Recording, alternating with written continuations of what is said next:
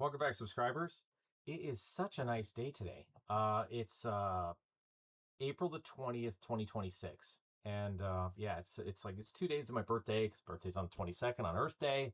And yeah, I love this time of year. Basically, from my youngest son's birthday from around here in Raleigh, anywhere from around mid March till about into May. It's just the weather here is just so nice in Raleigh. Um, so I'm going to talk about some elements that are very, very important moving forward, and this has to do directly with synchronizing time anomalies. I talk a lot about I talk about like hermetic principles and energetic elements, financial elements, and then geopolitical information and things like that. And it's causing, if anybody had noticed, we're in like a major disruptive moment in human history and time, and it's been coined the Great Reset, etc. And I want to know, like, just what everybody else knows, and be like, how is this tracking, and how can I keep myself safe, my family safe, and make the right moves, and so on and so on. And that's where this information is going to be incredibly valuable moving forward, because the first element to this is the tracking. So a lot of people don't know this, but actually the tracking system that was done back in the past was from Eastman Kodak was the one that was like pictures, like photography. Eastman Kodak was behind part of they tracked through birth certificating, and that was also part of the major influx of immigrants. So you have a lot of the same rhetoric in the moment in history right now that is happening, that happened around in the 1880s and in the early 1900s. And we found that there are some direct correlations between that moment in history and what we're going into right now. And what we have found is that um, when you do this and you try to data analyze your charting, whether you're doing this in the financial sector or just doing it just on a personal basis, you're trying to basically get the peaks and the troughs, right? You want to like keep the peaks and get rid of the troughs. You want to be able to like navigate away from the bad stuff and keep the good stuff. And as long as you can know what the dangers are, you can better plot moving forward so that you're in a safer space.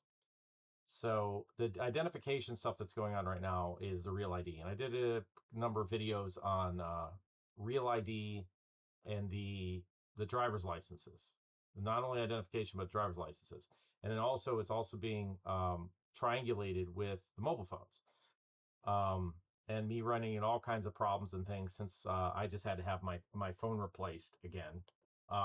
So and I just got a Real ID last week, and I already knew about these elements and things that were already in place. I just haven't actually like had to go through the motions and really see, what's the language behind it, and what are the requirements? What are they having you do? And it's people that are maybe holding back and not going into this new space, this digital space. And there's a lot of angst, I think, for people that don't want to be digitally tracked and all this other business. And I've told people, I said, there's not going to be any way to be in the new system and not be part of that. You can't do it.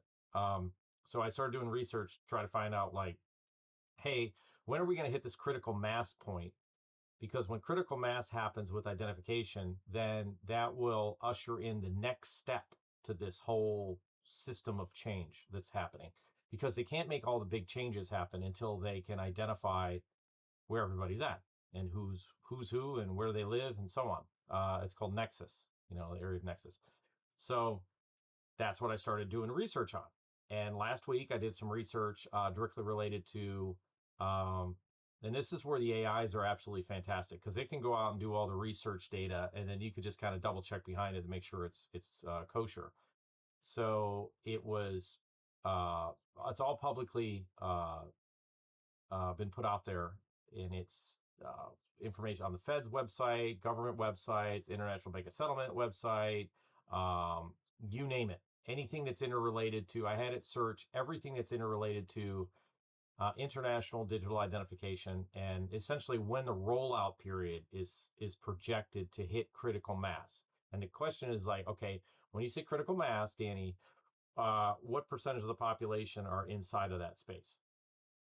And the number that they're shooting for is somewhere between 90 to 95% of the population in the Western world will be identified one way or another through real IDs and or mobile phones, some way that they'll be able to track it inside of those two systems.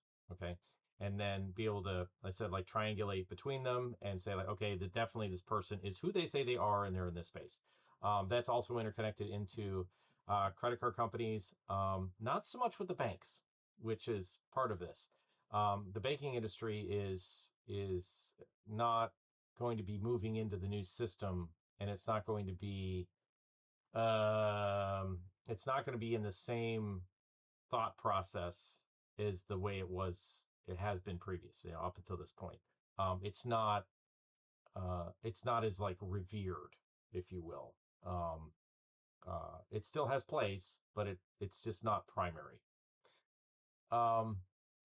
So I started looking at this critical mass point and saying like, okay, so you want to hit 95% of the population. When is this projected to hit critical mass? And critical mass point is 2028. And we have put that date out a number of times in some other videos and things like that to say like, identify like, okay, if this is the pivot point, then that would be essentially like the kind of Dolores canon. This is the old Earth and the new Earth. So if you're into spiritual stuff or kind of the weird psychic information and data that's coming in, it perfectly coincides with things that are actually identified in our space as far as data and what's been published. So that's super important. So that interrelates directly to it and that specific date. But whenever you go to the psychic side, they don't necessarily give you they give you like a broad brushstroke and say like, yeah, these things are going to change or whatever else, but they don't really give you a date and a timeline. Whereas in the public forum, if you know the right questions to ask, you can find exactly when those dates are going to happen. And so the dates are going to be like kind of like the old way of doing business. Paper formats and things like that are going to be all the way up until this 2028 period when they can basically like sort of like flip a switch and transfer, have a transference from the old system to the new system and have a way to data process it, which is digital identification. Okay, so they're not doing that until they hit this critical mass point with digital identification. That is really the big hinge point. And whenever that hinge point happens, then that's when you're going to start to see major pushback on things, and it's going to be incredibly evident between. It'll be more evident to people that don't know about this by 2029 to 2030 because the major populations are not going to understand what's happening behind the scenes. They're going to think it's all secret societies and all this other bullshit, which is absolutely part of it. But again, it's they have to publish with what they're going to be doing, and you have to put together all of this data to be able to crunch in, basically. Like I said, an endpoint pivot date. And if you know what the endpoint pivot date is and say like, well, what would that be? Just because I'm digital identified, what does that matter? Well, you have to identify who's who and what they have, their assets, so that whenever you start the new game, because these people that are administrating this planet, they view it as a big game, nation to nation and so on. And whenever they restart the game, then they need to know like, okay, everybody's going to start off at the start line. So basically imagine like, track and field event. And it's a really long race that lasts about 100 to 100 and I think it's 138 years. There's a basically kind of like a matrix code that we've discovered that there's another person, and I'm gonna put links on it in the video, that he's got a YouTube or an X channel that Franklin had found. And I started plugging these dates and things into the stuff that we already had from the dates that I've discovered, and they all link. And I'm like, oh, and we're completely unaffiliated with one another. So I've got like, I think the thing that got me started was originally like psychic remote viewing data, and then I started looking at the money and the business data and saying like, okay, I know how these people roll. I know about the history, and it got me more further to investigate more of the histories, the real histories of this, and the financial histories, and and then you're finding more and more people that are catching on to this.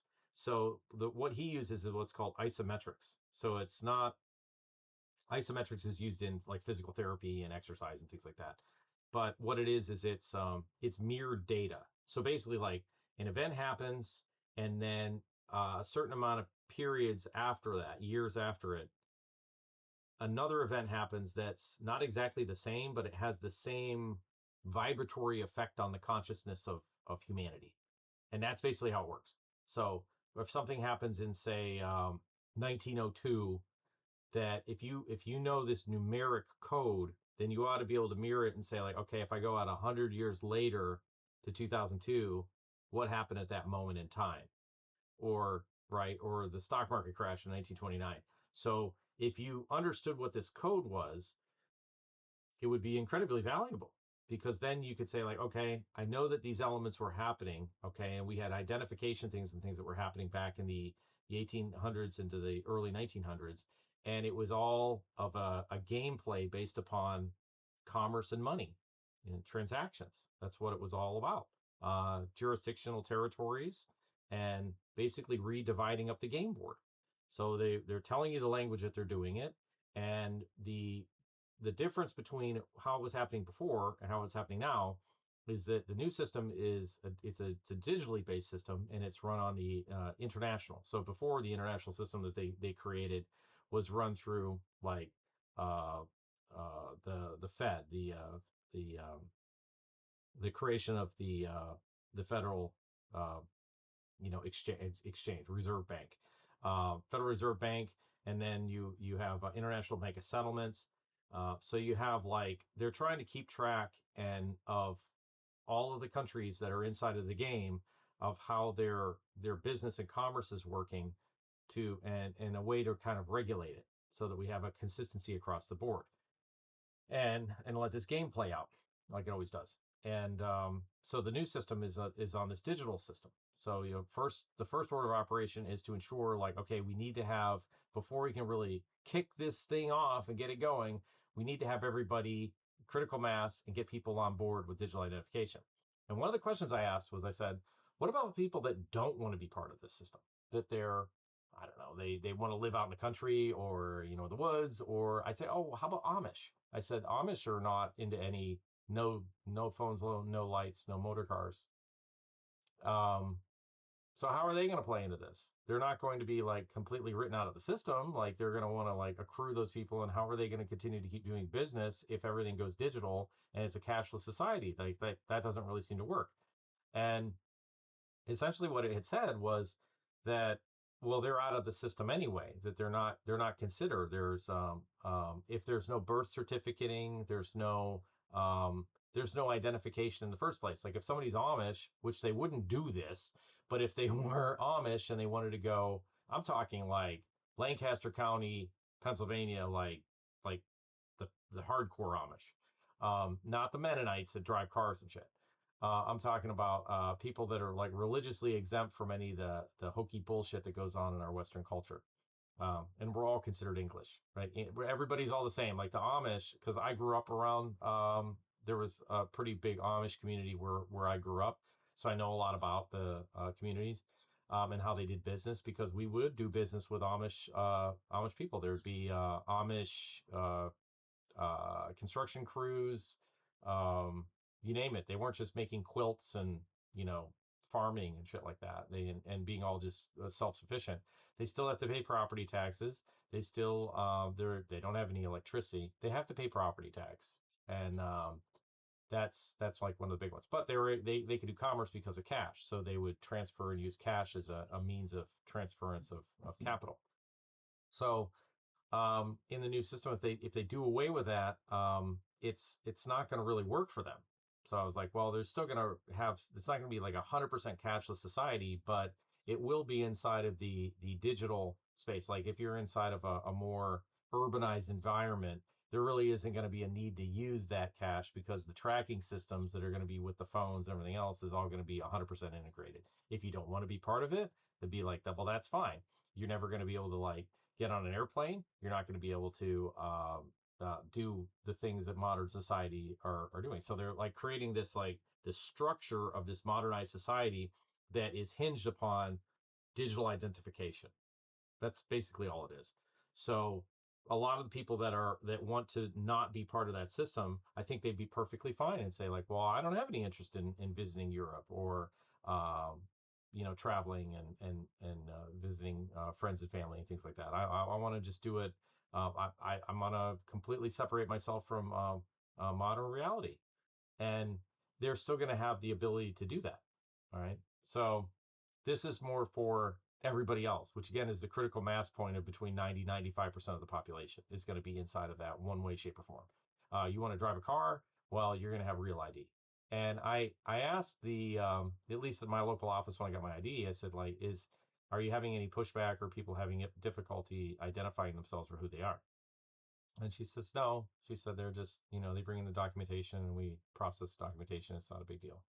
So again, it's a lot of fear mongering that's out there. I think uh, through these social media platforms that are identifying this as being some mark of the beast horseshit people that are using this as a biblical prophecy and all this other crap, and it's this is absolutely nothing new. So for those of you that are like of that mindset, like this is definitely not the space for that because with my background in Catholicism and getting away from the church and understanding how they do business, it really freed my mind up to be able to make more proper decisions for myself and family moving forward. And yeah, so that's a whole nother story.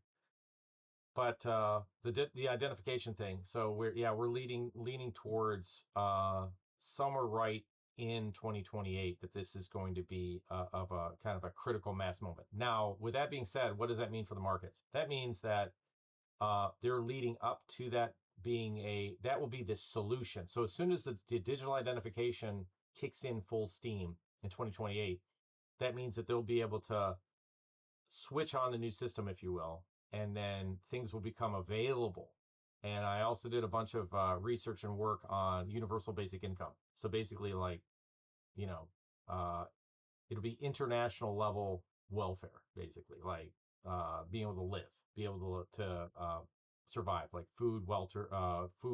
clothing, shelter, and those elements are already baked into the cake because they know that whenever they do this that there's going to be a lot of people that are going to be left behind, and they're going to, as long as they're inside the digital system, they'll have some form of a means to be able to survive and keep going, and at least that's what the plan is.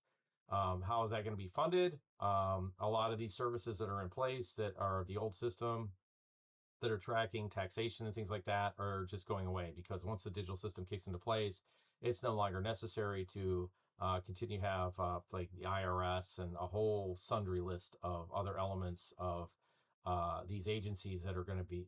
They were doing the tracking in the old way, and the new way it's going to be real-time tracking. So it's not going to be necessary to have these government agencies up your ass. So there's going to be a lot of freeing up of capital inside that space. And that's also what the Doge is really identifying is like kind of like an internalized audit of like what these organizations actually really do. Okay. So that's also another key element to this. So since the switch point will be when the identification goes live and they can run it, that means that before that, between now 2026 moving forward over the next 2 years, that's when you're going to see the problem happen. There's going to be multitudes of things that are going to cause people's minds and their consciousness to shift into spaces that are safer. That's like, hey, there's a danger here, and you should go move into this space because it's a safer environment, and it's all this. It's a mechanism inside of humans that they just do this. So that means like things to look out for, like moving forward over the next 2 years, are going to be like obviously, like I don't have to be some psychic to tell you this, and everybody sees what's going on. is major market disruptions of the old system. The new system is going to be, you're going to start to see a trend start to happen where whenever there's high interest in another market, that you're going to see major capital inflows into that market. And that's just the beginning of it. So what we're anticipating is there being a pretty hard, heavy push, and this is not financial advice, but there's going to be a pretty hard, heavy push into the crypto coins. That there's going to be a pretty heavy run up into it, and a lot of interest in it, but that's just the beginning of it. So there has to be some sort of a safe haven for the money flows to go into. Gold and silver will still be an element, and I know I did my Comstock Load 2.0 video, and check that out. But yeah, there's going to be absolutely something that is going to disrupt the traditional safety rails to then cause people to think and say, "Oh, I can't just do what has always been done. I'm going to have to do something new and different." And that's what's essentially going to be occurring. And it's psychological warfare. They're really going to be messing with people's heads. So what we do at the Reservoir is identify these trends and then identify solutions to those trends. Because just because something is happening, the way I view it is like, well, that's a golden opportunity. I think that that's a really great thing to be inside that space, and because that means that things are shifting and there's going to be disruptions, and that means that somewhere there's an opportunity, because the people that run this reality that we're in, this game that they look at it as, is like they create the problems, but and if they create the problem, they already have the solution, and they're already inside of that solution before everybody figures it out. And be like, well, how can you know the solution before, Danny? Like that? Why would you tell everybody? Well, I do it internally. That's why it's behind a private paywall. And be like, oh, I have to pay for it. Be like, well, if you have information that's interrelated to these same topics, you can have a conversation with me, and we can have a something that I can publish for the rest of the community. And then whenever you come in, we grant you free access to the material information. So we're creating a community of other like-minded people that are all thinking that they know what's going on, but we're compiling data amongst ourselves that will lead to specific hinge points and dates so that you can capitalize on them. It's as simple as that. And that to me is way more valuable than making money off of a website and social media data, stuff like that. So it's just basically like gleaning information out of the populace from people that are into the same stuff, and they're willing to do business and try to find out, like, all right, what is the path of least resistance? Like, what are these guys doing, these clowns doing? So that's really what our main interest is.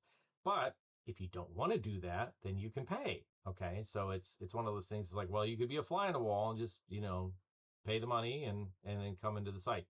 But on the backside, this is just the beginning of this. There are multitudinal trigger points that are going to be happening, over the next, we think the endpoint date is going to be around 2041 range. So it's going to be hard and heavy, over the next 15 years. So you're going to have to be incredibly agile and have a community that is into the same thing, and you'll be able to stay up on top of everything that's happening. So it's a real time, real information environment that's clean, that doesn't have any AI or bots or anything that's running it, or it's real human experience, and creating uh, relationships with these companies and people that are looking towards moving in the same thing, moving towards the same thing, so that it's a survivability. So it's better by having strength in numbers than just one single person thinking that they're going to watch some moon boy bullshit crypto guy on social media, and that they've got all the information and answers. But it'd be great if it worked that way. It'd be so good. You just do, well, I'm just going to invest in this and let it go up, and then sit on the beach and forget about everything else. There's so many elements that are going to be coming into play. It's not just being, your health is your wealth, number one, but your peace of mind and understanding, like the things that you've built over the years, or the money that you're investing today in the future for your future, is that it's going in the right direction, the directive, so that it doesn't just go down the can. And then also the traveling elements. So there are, because they're closing the old system, the new system has a completely different mindset behind it and different advantages. And those are the things that we uncover. And we've done already a ton of work on this, identifying things that you could be setting yourself up for the future. So anyway, more to come. Cheers.